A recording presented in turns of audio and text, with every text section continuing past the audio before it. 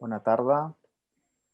Buenas tardes. Good evening. Welcome, Professor Hans Ibelings, and thank you very much for accepting our invitation to participate at Foros lecture series Expectations. Buenas tardes, Freddy Massat, codirector del ciclo. Buenas tardes, Marcos de Espíritu Santo, responsable de comunicación del ciclo Foros 2021. Y bienvenidos una vez más a todos los que estáis conectados al ciclo Foros Expectations, organizado por UIC Barcelona School of Architecture. Cuando hace algunas semanas introducíamos el ciclo, mencionábamos la pérdida de unas inercias como consecuencia de la brusca desaceleración de las actividades humanas a partir de la irrupción del coronavirus. Y hablar de desaceleración implica asumir implícitamente una evolución de las cosas que se han producido de forma acelerada, es decir, que aumentan progresivamente a medida que pasa el tiempo. Esta evolución no lineal, sino exponencial de las cosas sea quizás una manera posible para definir el transcurrir del siglo XX. 100 años que, si bien insertados en la escala antropológica de la historia de la humanidad, son prácticamente imperceptibles, por otra parte, en nuestra historia reciente han supuesto un profundo y veloz giro de las estructuras, tanto formales como productivas, que habían protagonizado los siglos anteriores. Desde las primeras máquinas de vapor a la reacción y de este al entorno visual de Internet, apenas medían 100 años. Una velocidad de cambio técnico y tecnológico de la que se ocuparon las canónicas historias de la arquitectura moderna, de Pevsner a Kostov, de Gideon a Frampton, pero que, pasados los años y a la luz del siglo XXI, se muestran parciales por cuanto omiten la incorporación del reverso del positivismo tecnológico sobre el que se sustentaban.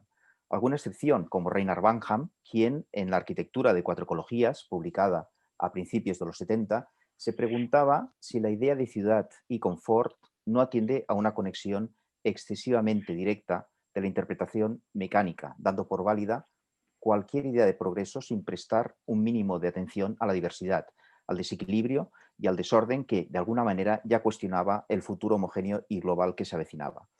Pero cuestiones como el impacto de la industrialización en el planeta, la huella de los desplazamientos, tanto aéreos como marítimos y rodados, cada vez más intensos por las políticas de mercado, o el uso de algunas tecnologías que, con el tiempo, se han revelado perjudiciales para la salud ambiental, no formaban parte de unas reflexiones que, cuando fueron publicadas, aún no tenían suficiente perspectiva histórica como para incorporar las necesarias observaciones a un reverso tecnológico que, como explicará el profesor Ibelings, no es más que la otra cara de la misma moneda.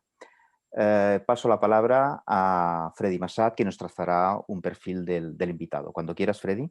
Hola, buenas tardes. Good evening. Good morning, Hans. It's a pleasure to have you here in our foros.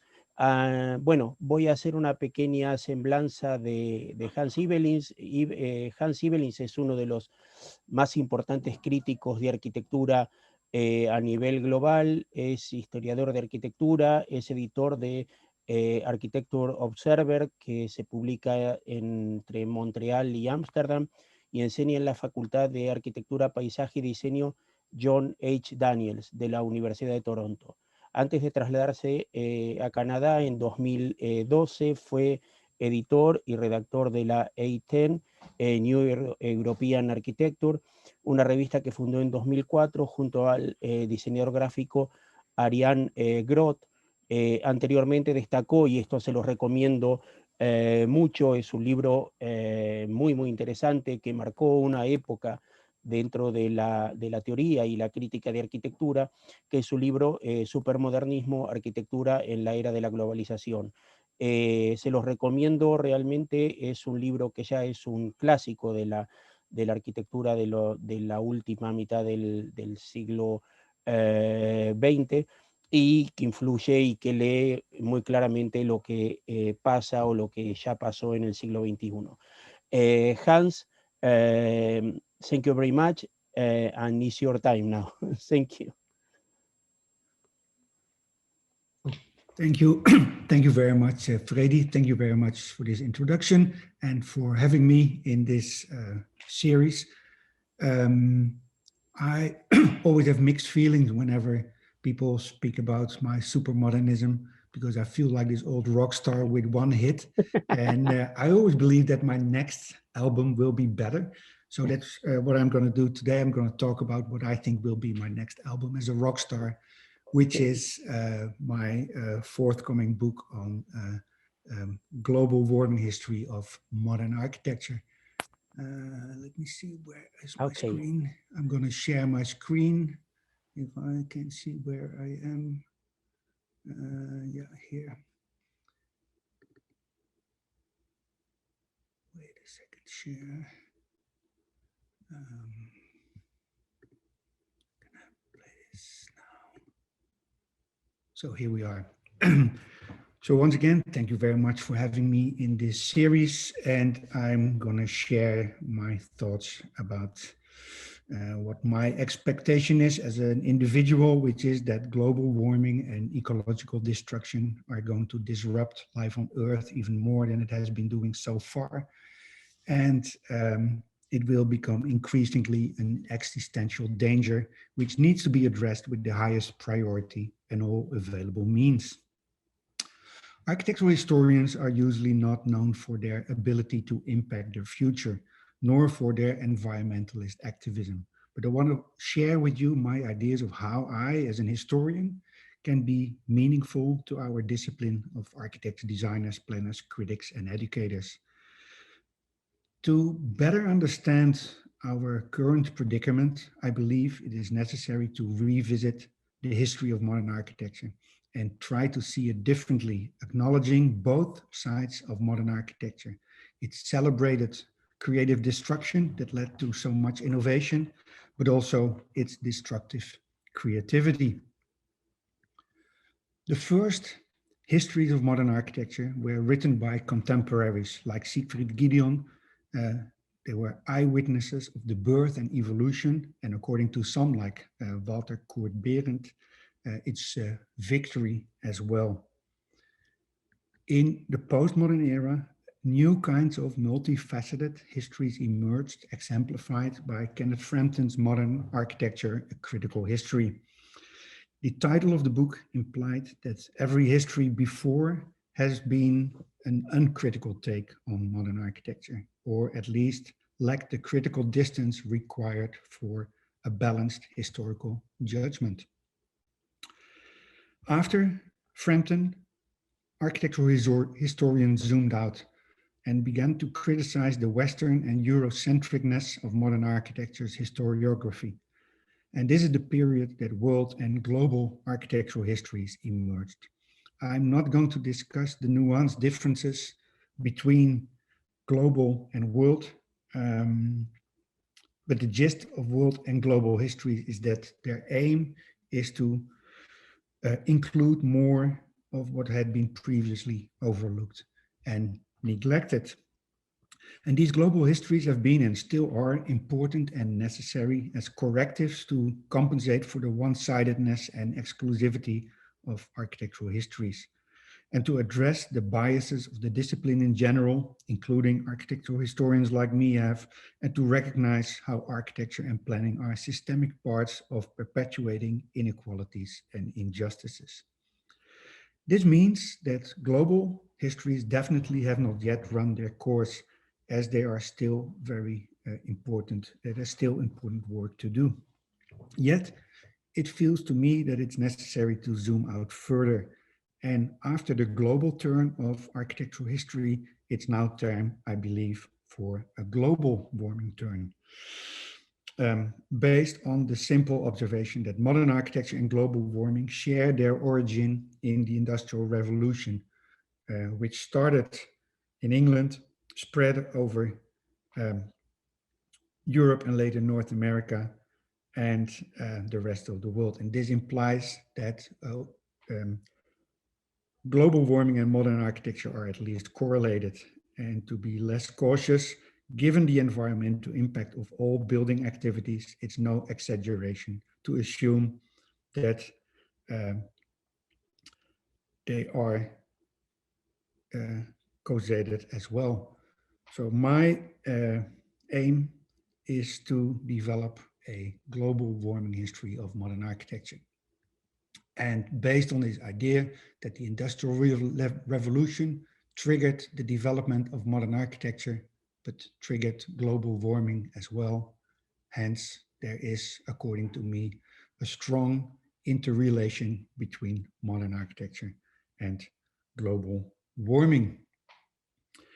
Despite the word global, I see global warming turn as a shift in perspective from global to a planetary perspective. And I would not mind if global warming would be replaced by another term, by planetary warming, because I think this planetary concept is essential to understand the shift from an Anthropocenic view to a less human-centric ecological view, which aligns with a gradual move towards inclusion, not only of all humans, but of the totality of the biosphere, the lithosphere, the hydrosphere, and the atmosphere, all of which have been irreversibly altered by human-made technosphere to which architecture belongs. And an example of how this shift towards this less human-centric perspective, this planetary perspective could work is shown here from an article from last year in The Guardian, which discussed how a suburb in Costa Rica is pioneering rights of nature. And I think this is absolutely the way forward. And if I may drop another expectation, I expect that we will move in this direction in the very near future. In respect to a planetary turn, I want to mention two important references for me.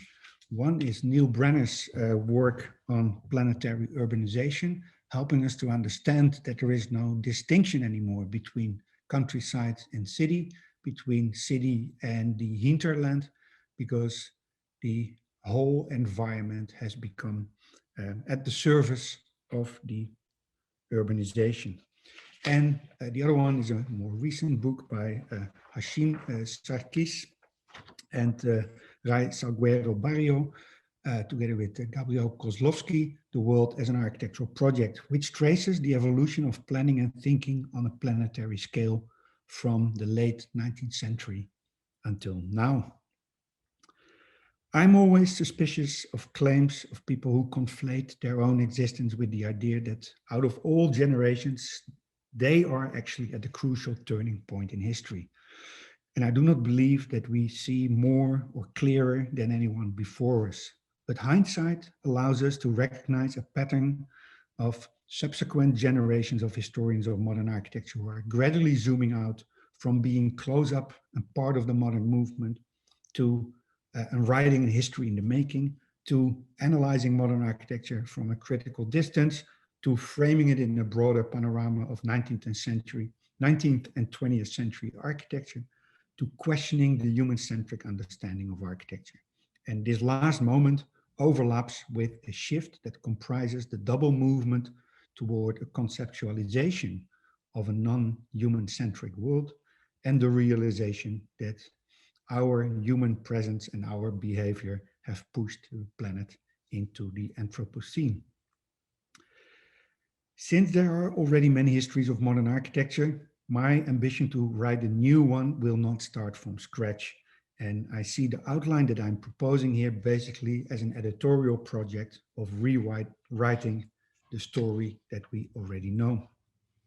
My project is to develop an understanding of what an architectural history of the Anthropocene might entail. And it consists of two editorial strategies. The first one is looking at familiar projects from a different environmentalist angle, just like Daniel Barber has done in his recent Modern Architecture and Climate Architecture Before Air Conditioning, you see here on the right. And the second one is highlighting people, projects, and ideas and events that have been overshadowed in stories which pay only scant attention to ecological, environmental, and planetary aspects. And part of the latter is to foreground previously neglected networks and connections, like Peter Anker has done in a beautiful way with the connections, showing the connections between, for instance, Julian Huxley in London, the later first Director General of UNESCO, and the connections with Walter Gropius, Laszlo Moholy-Nagy, and other Bauhaus protagonists, to uncover the ecological dimension at the core of the Bauhaus artists and architects. Histories of architecture are distorted by a positive feedback loop that makes important people and important projects even more important because everyone always says that they are important. I've encountered this principle before when I was writing a history of European architecture, in which I tried to give equal space to center and periphery, east and west, north and south. And I noticed that there was this positive feedback which results in histories of modern architecture, which are still to a large extent dominated by the same towering figures. This situation is further exacerbated by the dominance of the English language, which I'm using here as well, which has led to a tunnel vision in architectural history with a strong focus on North America and Great Britain. It's not meant as a criticism, but just as an observation that nearly all sources of Barber and Anker are originally in English or translated in English. And I do not read that many languages myself either, unfortunately, but I can only imagine how much more nuanced publications would be, and my ideas personally would be, if I had access to all the great writing that must exist in Arabic, Bulgarian, Czech, Danish, Estonian, Farsi, Greek, Hungarian, Indonesian, etc. And in this respect, I wish I was like George Perkins Marsh, the author of Man and Nature, or Physical Geography as Modified by Human Action, which he published in 1864. And this book is often recognized as the first account of the humanity's impact on the planet. And Marsh, the author of Man and Nature, was capable of reading more than 20 languages.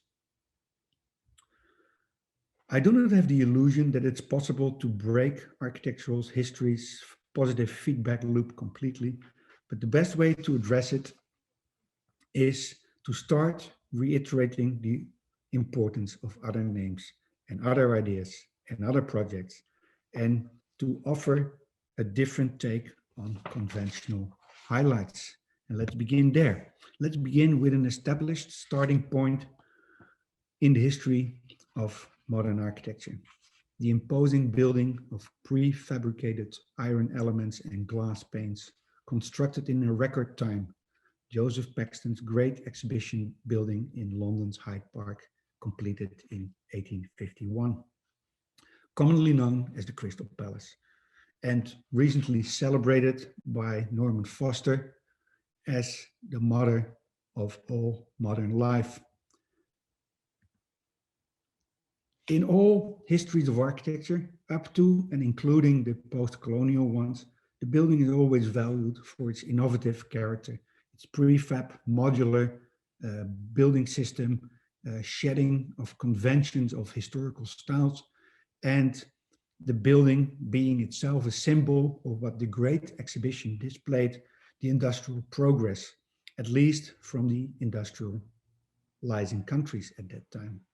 The rest of the world was conveniently presented in the form of being other and being exotic in 1851.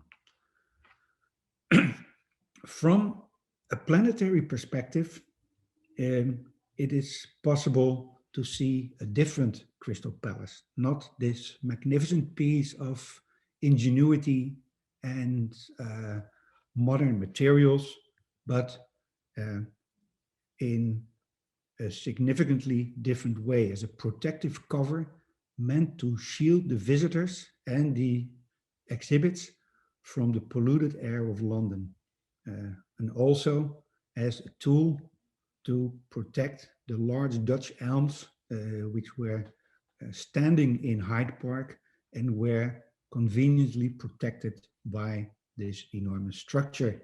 And the trees actually survived for at least another century until they fell victim to the Dutch elm disease in the 1970s. What's striking is the a significant amount of design energy and engineering that was put into the climate control of this enormous glass house. And if you look at this image, you can see on every level above the arch of the window, you can see this innovative climate control system that was built in the Crystal Palace. And here we see a few details of this same system, which according to me is as important as the fact that it was built out of prefab iron pieces and large sheets of glass. The idea was to create this climate control in this enormous glass house to protect the visitors from the air of London. And it was an early acknowledgement of the effects of industrialization and the pollution it created in the urban environment. And the same acknowledgement of pollution was behind this proposal that Paxton designed 5 years after the Crystal Palace, which is the proposal for a Great Victorian Way, which was a 16-kilometer long proto-megastructure, which combined the tracks, which you can see in the section at the far left and right for trains, and housing and offices and shops all along this 16-kilometer long covered street, which was from beginning to end offering an environment where Londoners could enjoy clean and uncontaminated air. And it shows the deep interest of Paxton not only in prefab technology, but also in issues related to health and climate. Equally important as the original Crystal Palace building in Hyde Park is for me the recycling of its modular element into a new and different building on a site in the south of London. The reuse of the iron and glass makes the Crystal Palace in its second iteration a foundational project of sustainable architecture of recycling. In the new setting of Sydenham, the second Crystal Palace, which was lost to fire in 1936, was surrounded by a large park, as you can see on the black and white image on the left. And part of this large park was what we can describe as a prehistoric theme park, in which Paxton had been involved as well. So it was not only involved in the reconstruction of the Crystal Palace in a different shape, but also in this dinosaur park, which contained models created by the scientific artist Benjamin Waterhouse Hawkins of life-sized models of dinosaurs based on the latest scientific knowledge of that time. And these models were placed on and near large pieces of rock, as you can see on the right. And there was a remarkable precision in how it was done. They stand on those rocks which correspond with the types of rocks in which their fossils were discovered.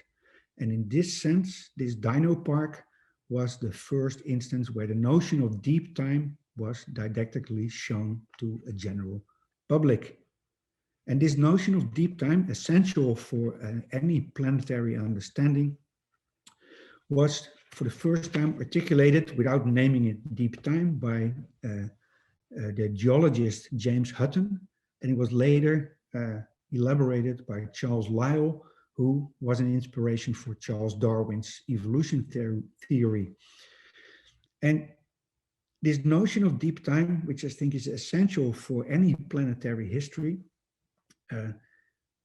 is so important because, as the geographer and anarchist Élisée Reclus pointedly put it, it led to the realization, and you can see it, you can just read it on the cover page on the left, just below the word La Terre. He claimed that geography is nothing else than history in space, just as history is geography in time.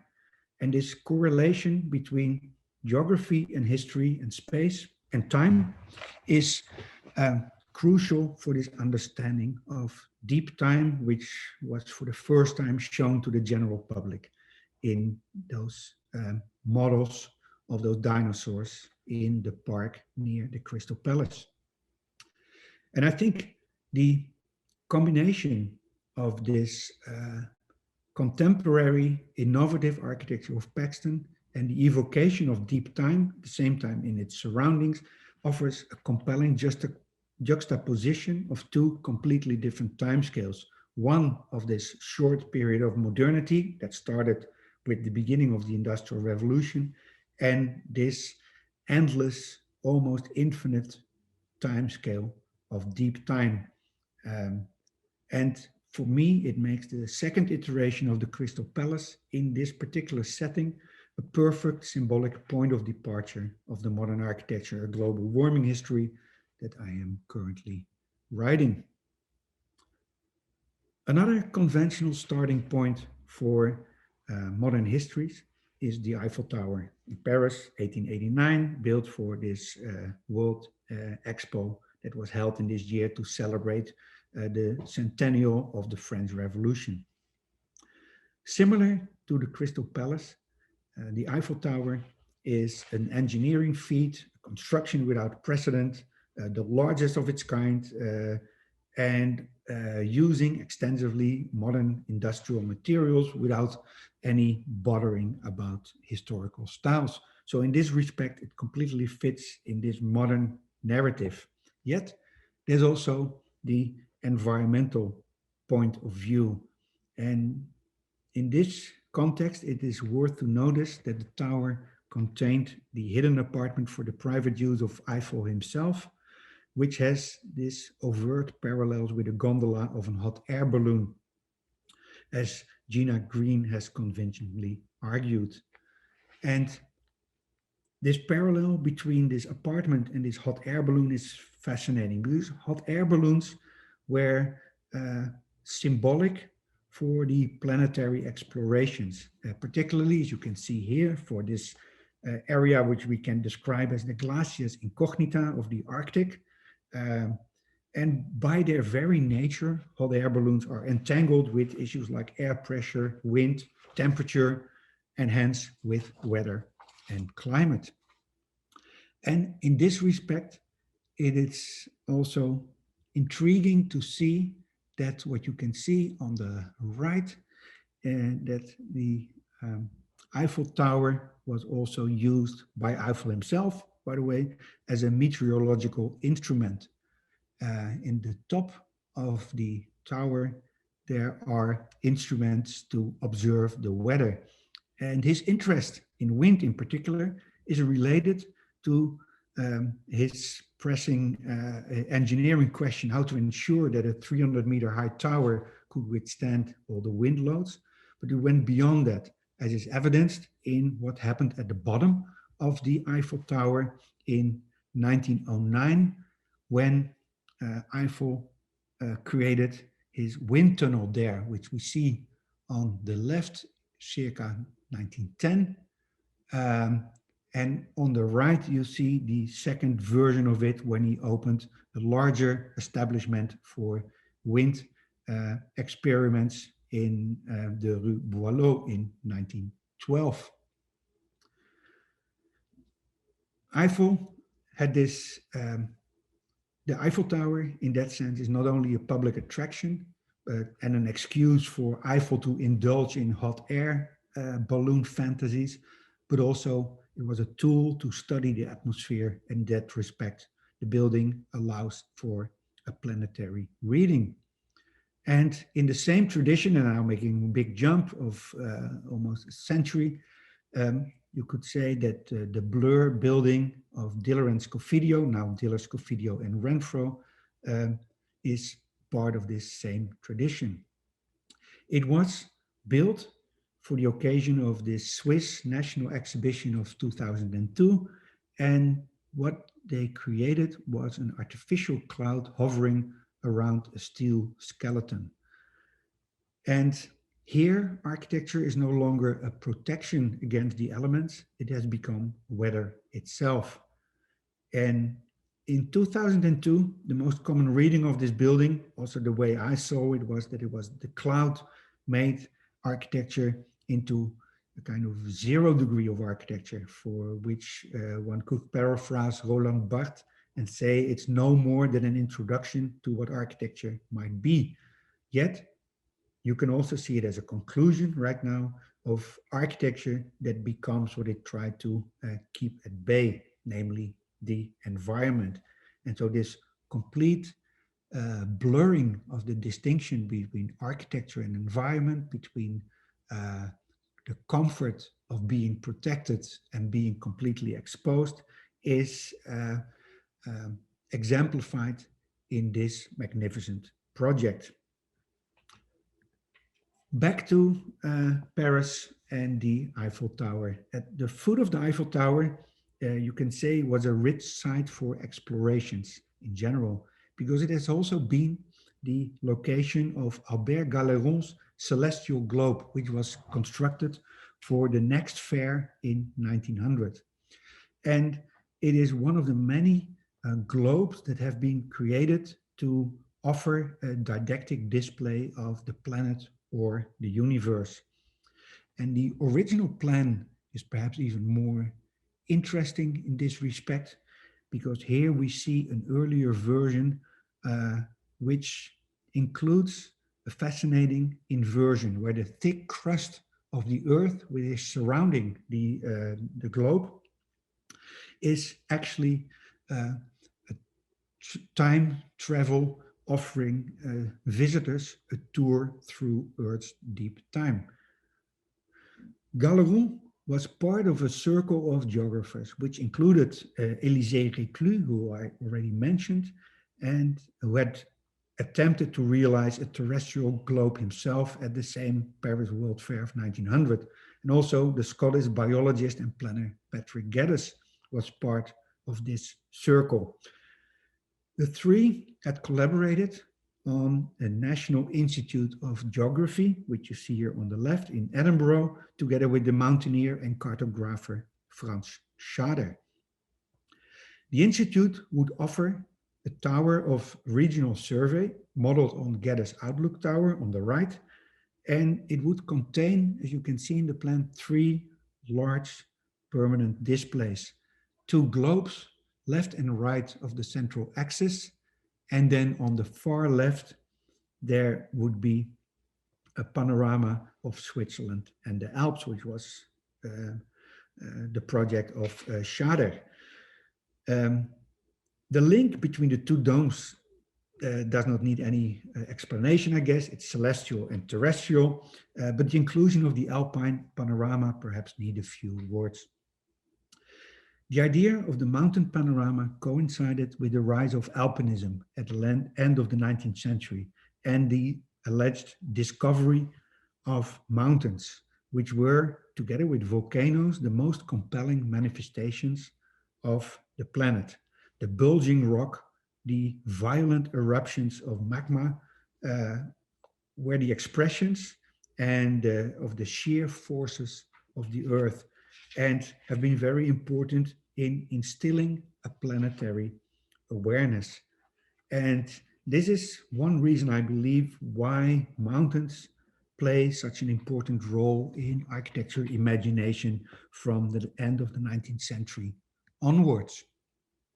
So here again, you see close up of the celestial globe, revolving celestial globe on the right, the terrestrial by Élisée Reclus on the left, and on the far left, this great panorama of Switzerland and the Alps. The mountains were seen as a kind of pars pro toto for the planet in its entirety. And this brings us to Bruno Taut, who holds a very special place in the history of modern architecture, but I think certain parts of his work and thinking have been underexposed in this modern tradition. Usually his glass pavilion on the left and his Berlin housing projects on the right are seen through the lens of modern architecture. The glass pavilion is praised for its transparency, and the housing like the Hofeisensiedlung and Onkelstom Hütte for its affordable and efficient functionality. But I don't think that transparency was that important for Taut.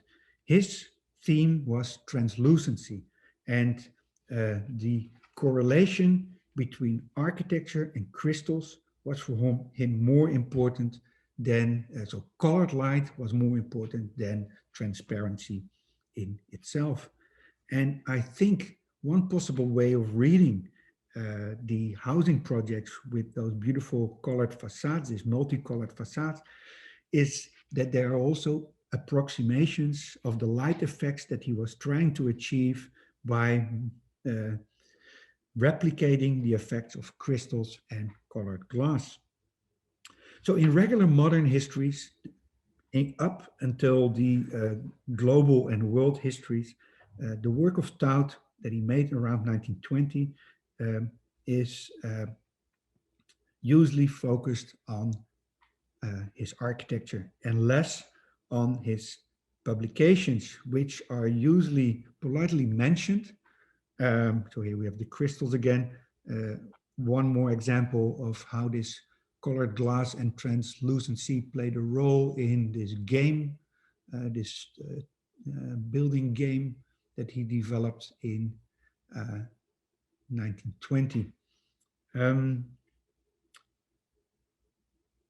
His architecture is praised, his publications are usually marginalized as esoteric daydreams, distractions from his alleged modernity. Yet, seen through a planetary lens, it becomes evident that publications like Alpine Architecture, Der Stadtkrone, Der Weltbaumeister, and Die Auflösung der Städte are essential to understand his worldview and to see his architecture as either giant crystals or cosmic miniatures situated between a rock and a faraway place. And in this respect, it's no surprise to see this, if you know that there is this correlation between mountains and a planetary awareness, it's no surprise that the book, which is about Alpine architecture, is actually showing the planet in its entirety, because there's a kind of macrocosmos relation between the two. The Auflösung der Städte, the Dissolution of Cities, is perhaps the most important book in this context. It fits in a line of thinking about urbanization that has not received too much attention, and which might be more relevant than we could think. The full title of the book is also fascinating. It's The Dissolution of Cities, or The Earth as a Good Dwelling, or also The Way to Alpine Architecture. So it's a kind of multi-layered story where city, dwelling, and the Alps as an environment are placed almost on the same level. And here we have a few images from this magnificent book. And one of the most relatable images for architectural historians or for planners is this kind of sprawl-like urban environment of the dissolution of the city as he imagined it could be achieved by following his recipes.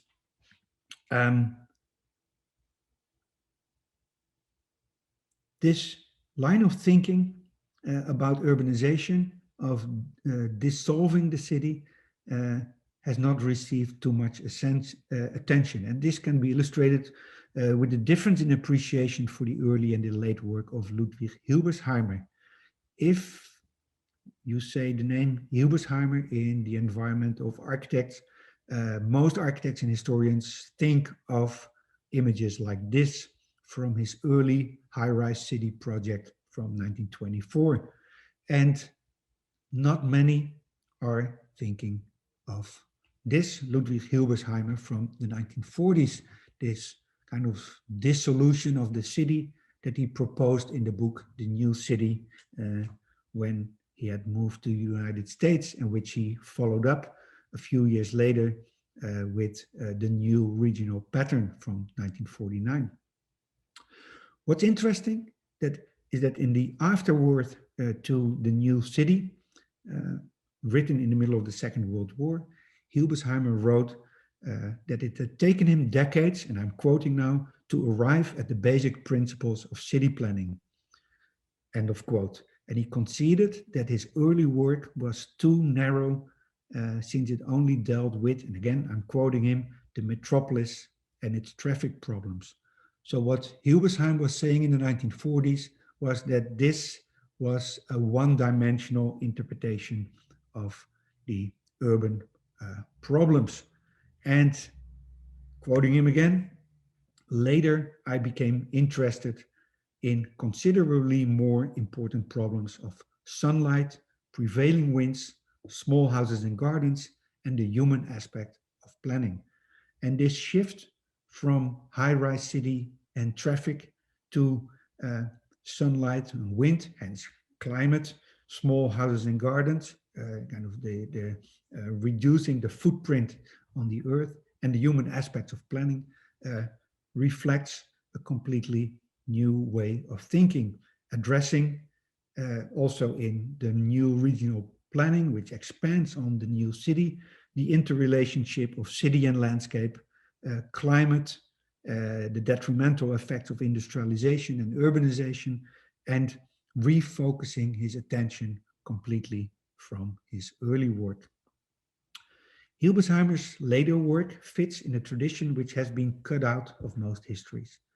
In modern architecture's historiography, the line goes from Ebenezer Howard's Garden City to the Chardin to Brasilia and Chandigarh, omitting the planners and designers whose main interest was in the landscape, the region, the environment, climate, and ecology. So what is usually conveniently omitted is what I'm going to show you now, the line from the garden cities of tomorrow to Unman and Parker, and the health of the country and the comforts of the town in their Letchworth, the first garden city that was built. The important valley section diagram essential for the regional planning of Patrick Geddes, who we have seen before already. The slightly obscure, but no matter very important work of the Russian disurbanists. Here we see a project for a green city by Michael Barsh and Moshe Ginsburg. Student work of Nikolai Sokolov for a resort hotel near Sochi in the Black Sea. Famous project by Nikolai Milyutin, the linear city, which is often seen only as a modern project, but it's also a proposal for the dissolution of the city as we know it. Frank Lloyd Wright's Broadacre City from the mid-1930s, which almost coincided with his book, The Disappearing City from 1932. The practical applications of the ideas of the American regionalist Clarence Stein, Henry White, Lewis Mumford, and Benton McKay, and their Regional Planning Association of America in the Green Belt towns created as part of the New Deal policies in the United States in the 1930s. Equally, perhaps obscure, the work of Arthur Glickson, German Israeli planner, who published, among many other things, a book called The Ecological Basis of Design. The work of Jacqueline Tirrett, who was a kind of intermediary between the post-war Siam and the eclectic movement of Konstantinos Doxiadis. The recurrence of the idea of the valley section in the thinking of Allison and Peter Smithson in the early 1950s. Sorry, the other way. And now we're entering a slightly more obscure territory, the first instances of planners which acknowledged and addressed the climatic aspects of design.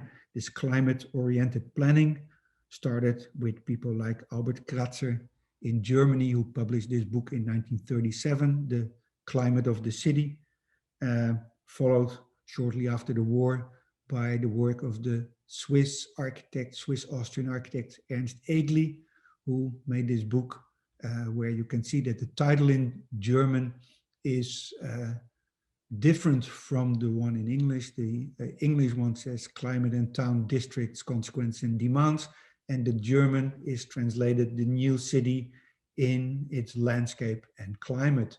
And the German title is perhaps more precise for what this book is trying to argue, namely that the design of cities is not only affected by the land on which it sits, but also by the climate by which it is surrounded. And these two publications came out in 1937 and 1951, respectively 26 and 12 years before Victor Ogiai's Design with Climate came out. And this book became more famous because it was published by Princeton and in English. But it's another reflection of this thinking about climate as a design factor. Another continuity in this line of thinking that could start with the Auflösung der Städte of Bruno Taut is the thinking behind the regionalist approach behind what became new urbanism, which started with the ideas of Siem van der Rijn, who together with Peter Calthorpe published this book in 1986, Sustainable Communities. Siem van der Rijn is an important environmentalist architect born in the Netherlands, but raised in the United States. And in the 1980s, early 1980s, he was the state architect of California, and in that role, extremely important in implementing environmental rules for planning. And there's an interesting connection here from this sustainable, environmentalist, ecological thinking of people like Siem van der Rijn to new urbanism, in which Peter Calthorpe played an important role as one of the founders of this Congress of New Urbanism. And as you can see, there's a link also with this book at the bottom right, which came out very recently. Andres Douani and Brian Falk edited this Transect Urbanism Readings in Human Ecology. And in this book, Transect Urbanism, Readings in Human Ecology, Douani mentions his recent discovery of Geddes Valley section as a planning tool, just as Hilbersheimer and the Smithsons before him referenced Geddes and his valley section as an important planning tool. I do not think there are many instances where Ludwig Hilbersheimer and Allison and Peter Smithson and Andres Douani are mentioned in one single sentence. And I think this underscores what I hope to achieve with my book project, to make these kinds of new connections and to establish a different ecosystem of modern architecture, which mostly bypasses many of the big predators at the top of the architectural food chain. Just as Douani only recently discovered Geddes Valley section, I have found out that in Spokane, there was a large international exposition on the environment in 1974. Among all the world fairs, this one was one of the smallest, and it's mostly overlooked in the histories of the fairs. Yet it was the first expo which had a green theme, fitting exactly in this cultural moment in the late 60s, early 1970s, of Earthrise, of Earth Day, of the whole Earth catalog, of the creation of this recycling logo, the limit of growth, etc., etc. Another disclosure, neither did I know that another expo in Hanover in 2000 was based on the Green Hanover principles formulated in 1992 by William McDonough and Michael Braungart, which was a decade before they would rise to fame with their book Cradle to Cradle, Remaking the Way We Make Things. Back for a moment to the cover of this book, Transact Urbanism, which Transact Urbanism uses the valley section as a tool to understand planning projects in contemporary United States mainly. On the cover, you see this beautiful image of the Chimborazo volcano in Ecuador, made by Alexander von Humboldt and published in 1807. And it is an example of von Humboldt's novel, and I would like to say planetary graphic representation methods of natural environments. Von Humboldt is one of the giants of the 19th century, and he has been important in so many fields that it's hard to decide where to start. But within this planetary context, it's relevant to point out that he was driven by what you could call a whole Earth vision, which is, for instance, reflected in his innovative isothermal world mapping, but also in his encyclopedic serial work Cosmos, which was published in German between 1845 and 1858, around the same time as Paxton was working on his Crystal Palace.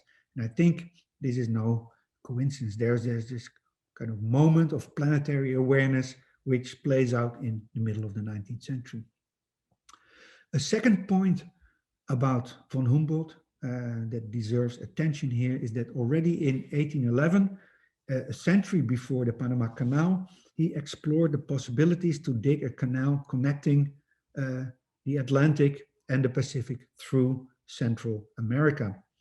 And this is a completely different side of von Humboldt, not as the observer of nature, but as someone who was willing to make dirty hands. And it's possible to see this as an early example of modern geoengineering. Geoengineering is currently often narrowly defined as climate tweaking to mitigate or slow down global warming, but I'm using it in a broader sense, similar to what Patrick Geddes called geotechnics, as transformative planetary projects. And the idea for the Panama Canal, and eventually the canal itself, is an example of this type of geotechnics. And this is another line of developments I would like to explore in my history of modern architecture through the lens of global warming. And I want to mention just a few of the more spectacular projects of modern geoengineering, which would merit a 1 hour long lecture each. So I'm going to just be very, very brief about it. Here we see the Tennessee Valley area, which was again part of this New Deal project, and which was not only the transformation of Tennessee, but also the transformation of its social structure. So here you can see an overlap between geoengineering and social engineering. Another example, which has received quite a lot of attention recently, is Herman Sergel's Atlantropa, which was a visionary and at the same time terrifying proposal to build a dam between Spain and Morocco to lower the water level in the Mediterranean, to generate energy through its dam, and to create one large European African supercontinent. In the same vein is a plan from the 1950s from the Soviet Union to build a dam in the Bering Strait, which would lead up to a warmer Arctic, the disappearance of the Siberian permafrost, and the freeing up of new land for agriculture. And as we all know, global warming is already achieving this without a dam.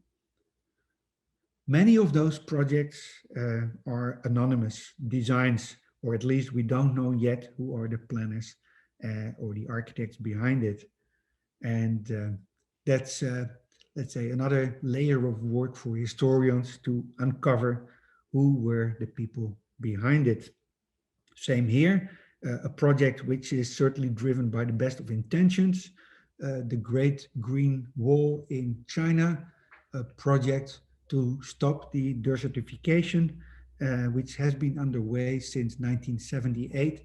And I don't know how many of you are familiar with this project, but it's been under the radar for a very, very long time.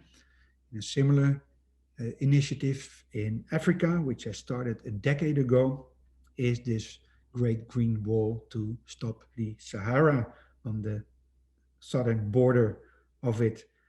And these projects are certainly driven by the best of intentions, and they are meant to do good, which is not the case for the majority of the geoengineering projects.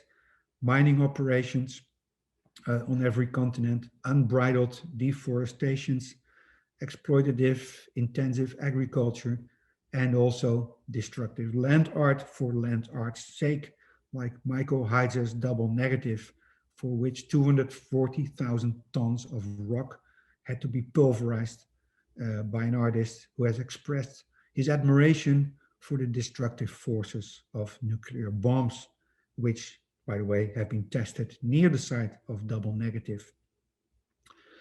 The use of nuclear bombs for peaceful projects is another, luckily still mostly a pipe dream of geoengineers, although in the Soviet Union they have been testing it to create lakes. And there was, in the 1960s, a very serious proposal to build a combined highway and railway through Northern California, which would be created by using 23 nuclear bombs to create this enormous scar in the landscape. At the same time, there was this idea floated to create a second Panama Canal at sea level, so without the locks that slow down the traffic in the current canal.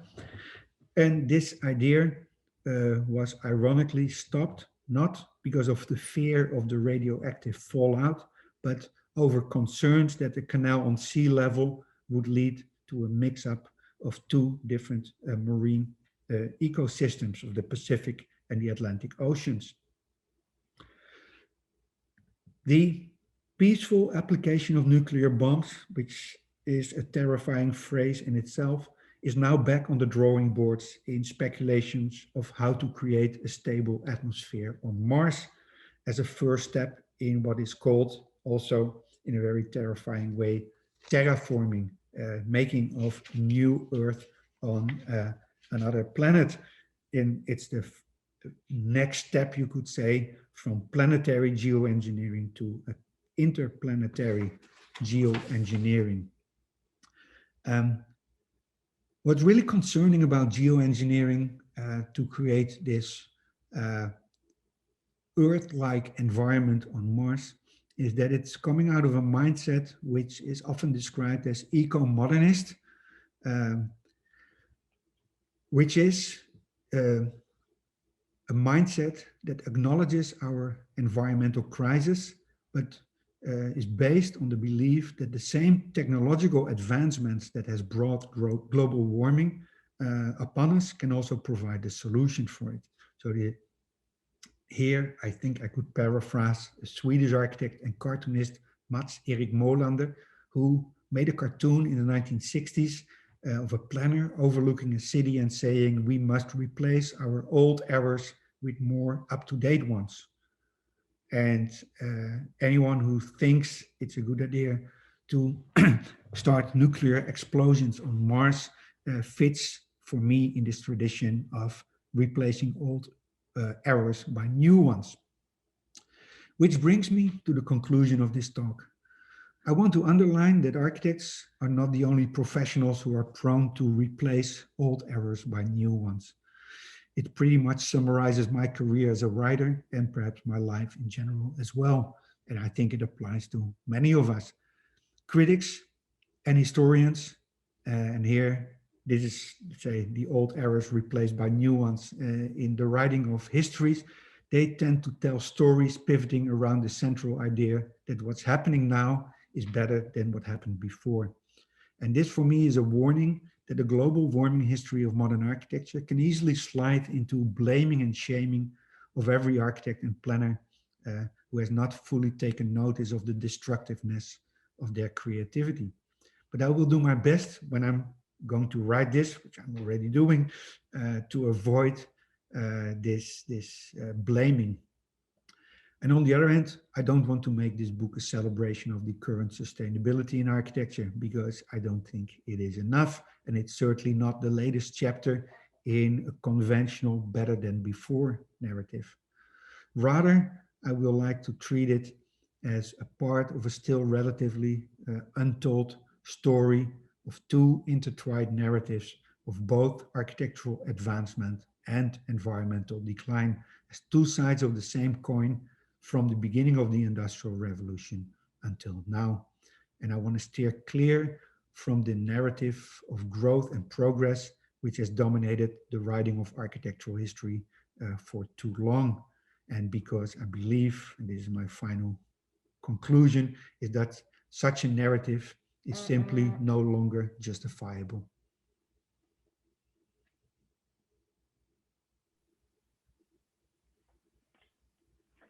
Well, good evening, everyone. Thank you all for joining us today in this new session of Foros 2021. Thank you, Hans, for such an interesting lecture. I'm sure it's been very inspiring for all our students and the rest of the audience.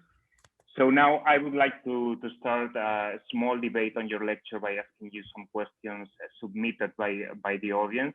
So I would encourage people to write down their questions in the chat.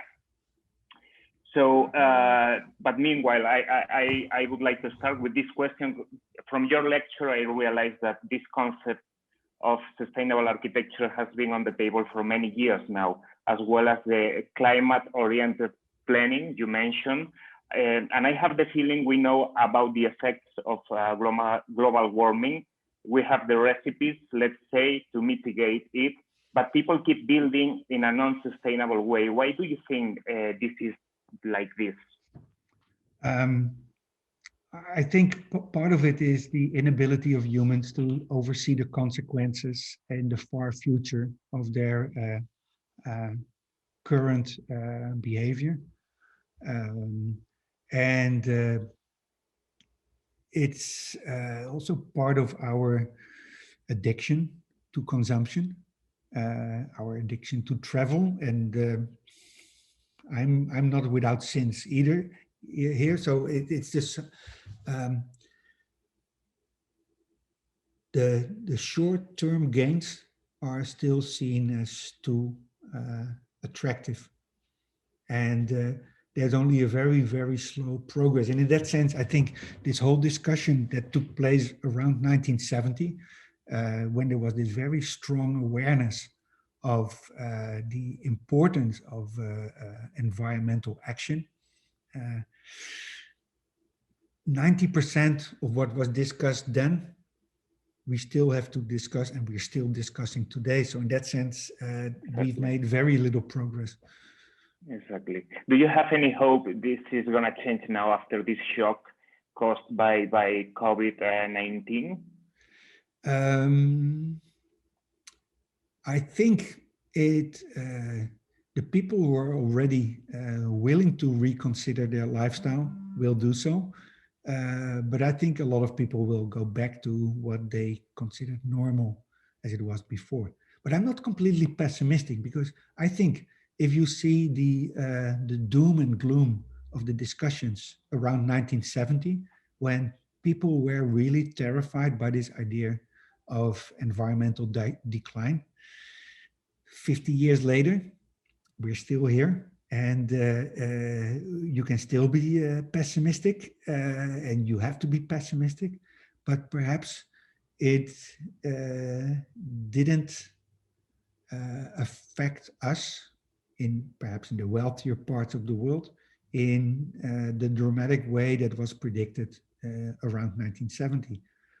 But still, we are in a kind of a very delicate and dangerous situation. Okay, we have this question from Yatser. He asks, in which sense the reduction from high-rise to dissolute city will reduce human footprint? Oh, that's a very difficult one. There is the argument that density is good because you reduce travel and you have an efficiency of scale, which you don't have if you are completely dispersed. At the same time, cities become heat islands.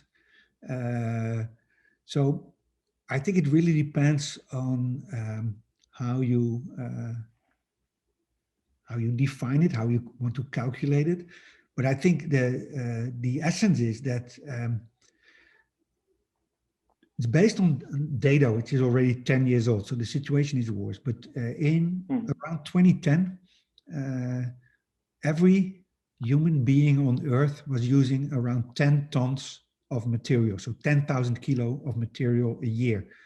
And 40% was related to food and organic material, but 60% was basically concrete and steel and other metals. And the majority of that material ends up in buildings. So it means that every year, each of us on the planet is using 6,000 kilos for a building every single year of our life. And I don't want to discourage architects to design, but I think we should seriously consider to stop building, at least stop building on the scale we're doing right now. And there is maybe a bigger issue than the question where you want to live and how you want to live, because you can say in the end there is enough energy, renewable energy is possible to live wherever you want, but it's mainly the act of building. And if you imagine that we're just scraping off a layer after layer of the surface of the earth, there comes an end to that. And there's already a shortage of sand because we are using so much concrete. We are depleting the planet, and that's hard, mostly because we are building. And so reconsidering what architecture can be without building, reconsider what spatial planning can be without construction is, I think, crucial. And that's also, I think, the obligation for anyone who is in the field of architecture, who is teaching architecture, who is a student of architecture, to consider what that might be. Well, refurbishing could be like a good way to reorientate the task of architects and urban planners, right? Yeah. Okay, we have this other question from Alejandra. Do you believe that our generation, who is living the mild effects of global warming, could potentially take more into consideration sustainability when it comes to architecture?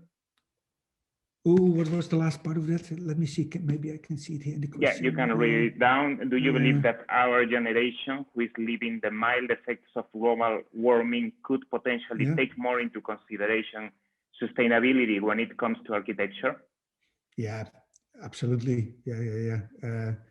And I think the lasting impact of what we're doing now on the planet, just think if you're driving by car or you're flying from one place to another, how long it will take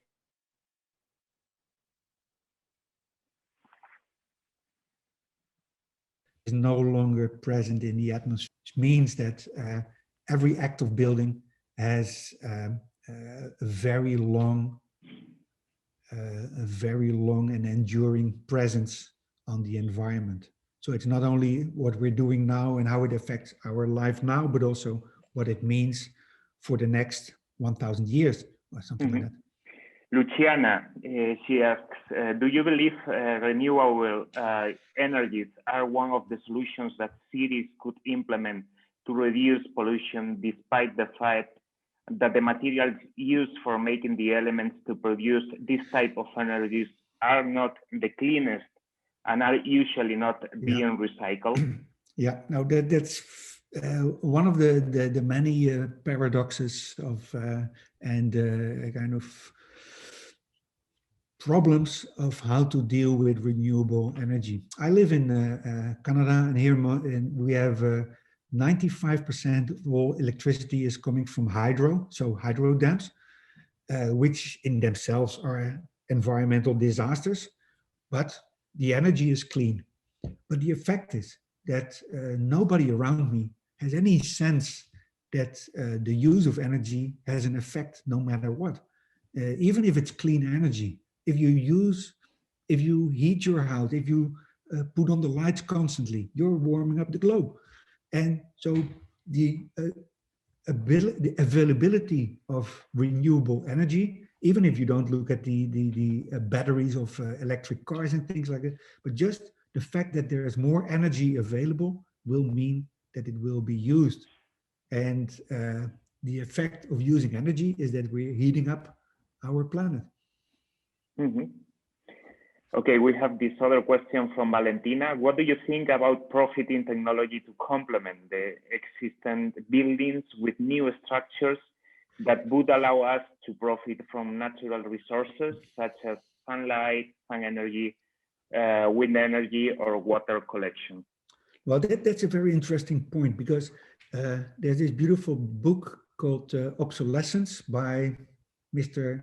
Abrams, I think is his last name, who writes about this mechanism that accountants developed a system to value buildings, and they came to the conclusion at the end of the 19th century that the best way to deal with buildings is to say that they lose their value in 40 years. And they depreciate over time in 40 years, and then they're zero, and then they have no value anymore, at least in the books of the accountants. This principle of obsolescence led to a way of thinking that we are building for 40 years. And it was a kind of incentive for builders and architects to design something that lasts for 40 years. And this whole thinking about energy use and transforming buildings or demolishing buildings and replacing them by something that is more energy efficient is based on a kind of flawed reasoning, because not demolishing would be the best, I think. So there's a kind of complicated issue there, but it's super, super fascinating. Okay, another question from Andreas. How do you imagine our addiction to consumption and preferral of short-term goods over long-term goods to turn around? I think we need to have a kind of extreme situation like this pandemic, because if it has to be your own free will to give up something, it's really, really difficult. But if you're forced to give it up, like going out to restaurants or going on a holiday or all those other things that we do to consume, then it suddenly works, because we know that it's a kind of existential danger if every one of us would have continued to go to restaurants every single day during the pandemic. And then you know there's this acute awareness of danger. But with the climate change, it's such a kind of creeping change, which we only experience in a very, very slow way, that it's almost impossible to change our behavior based on that. And so I'm quite pessimistic. But I recently read something that if you want to reduce your ecological footprint in, let's say, prosperous countries like where we live, what you can do is have less kids. Well, Spain is on the right way with that, I think. We are. Have no car, don't eat meat, and don't fly. And nobody's willing to give up everything, maybe, but if you give up 2 or 3 or 1 of them, then you're already moving in the right direction. And of course, I'm an architectural historian, so this is, let's say, only my opinion as a concerned citizen. But I think for the field of architecture, we should really acknowledge that this equivalent of a shopping spree we've been on for the last 2 centuries, by just doing whatever we wanted, spending, consuming, and spending more and consuming more, is not the way forward. And the role of future generations of architects is also, I think, to say no to commissions. And not only because they have this symbolic aspect, like saying no to an airport, which is now currently a discussion whether architects should still want to be involved in the design of airports, or but more in general, that reconsidering what the role is. There's always a need for spatial solutions, but we should maybe get rid of this idea that spatial solution comes through building more square meters and more cubic meters. Okay, Michael asks, what role play houseplants, gardens, and biological life in the planning of future architecture? It's super important, of course. There are issues, and the very fact that there is a plant or a tree or an insect doesn't mean that you have a kind of well-functioning ecosystem. And in that respect, this suburb in San Jose, Costa Rica, is interesting because there is the attempt to find a more holistic understanding of looking at the environment. I'm skeptical. I like it as a project, but I'm skeptical of the Bosco Verticale, for instance, and its contribution to the creation of a healthy ecosystem. And in the same way, I'm concerned that by just building a green wall in Africa, you're planting trees, but it doesn't mean that you're creating a kind of balanced ecosystem. And that's also, I think, one of the flaws of this whole idea of terraforming on Mars, that by bringing the seeds of a few plants, you're not creating an ecosystem. And the failed experiment of this Biosphere 2 in Arizona is showing how complicated it is to create an ecosystem. Okay. Isabel, she asks, she says, I know it's a theme you didn't mention, but what are your thoughts on the exploitation of spaces, materials such as helium-3? Oh, wait a second. Where's the question? I have to look it up because... yes. She asks about the exploitation of materials from the space.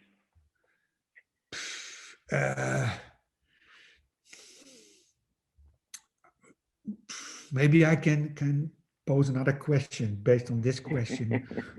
What makes us think that we will be better in the exploitation of space than we have been in the exploitation of the Earth? And why would we be better Galaxians than we are definitely on the Earth? But it's a fascinating question, because it also shows that it's a free for all in space, and it seems that everything is for grabs there. But I'm very concerned. So I'm fascinated by it. So the landing of this rover on Mars is super exciting, but it's also terrifying, because it's just the next step in the perpetuation of our behavior outside our atmosphere. Okay, and yeah, we are running out of time, but we have this other question from Juan. You mentioned that mistakes are replaced by new ones. How can we do that? How can we do to tackle this when it comes to urbanism and architecture? I think it's very difficult to eliminate. It's almost like washing powder. Politics and architecture all have this idea that the new is better, and this time we will do it differently, and this time it will be better.